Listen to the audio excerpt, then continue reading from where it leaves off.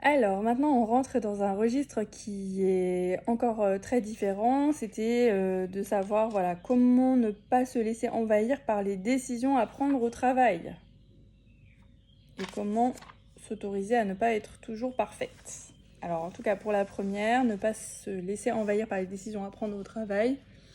Alors ça c'est un grand sujet, hein. Moi pour mes patients d'addicto, il y a souvent vraiment une thématique assez importante pour ne pas réussir à se respecter, pour ruminer énormément en dehors du travail et tout ça.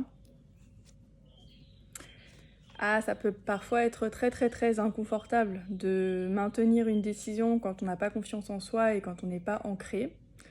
Et il y a même des personnes qui du coup sont incapables de tenir et puis qui carrément qui changent en fait d'avis quoi, devant des personnes qui vont les influencer ou leur faire peur.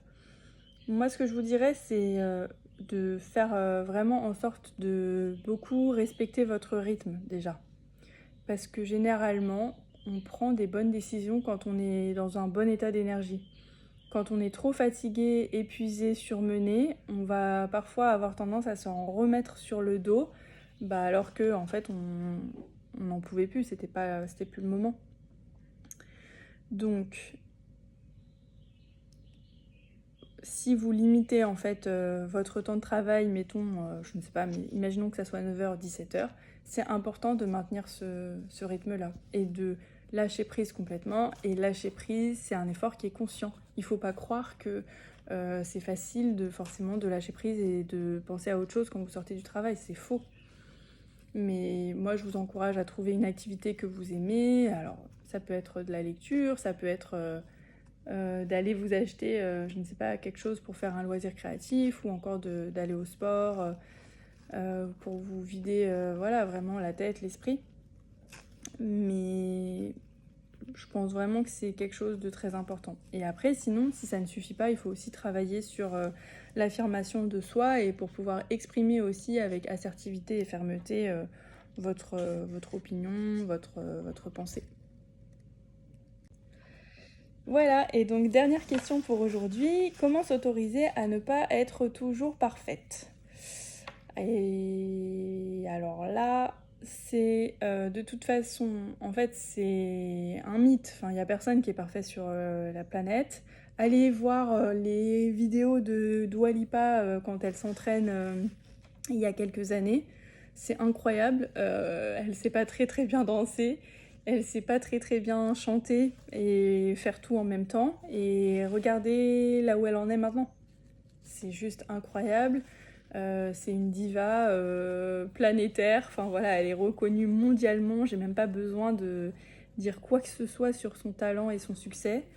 Donc il faut vraiment comprendre que de toute façon, on apprend en le faisant. Et c'est inconfortable comme posture, mais je pense que c'est super important et c'est ça qui va vous permettre d'avancer. Dans quelques domaines que ce soit, pour une relation amoureuse, pour un travail, etc., il faut vraiment être conscient de vos forces, mais être consciente aussi que vous n'êtes pas parfaite et que c'est ok.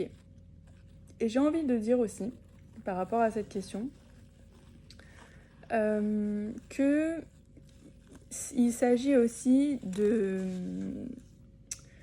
prendre en considération différents aspects de vous. C'est-à-dire que, par exemple, si vous avez besoin de temps pour rendre un travail au travail et qu'en même temps on vous demande d'être présent à une réunion, vous pouvez soit prendre en considération le besoin des autres, je veux dire le besoin spontané et dans le moment que vous soyez présent avec eux à la réunion, ou vous pouvez aussi prendre en considération le besoin comment dire,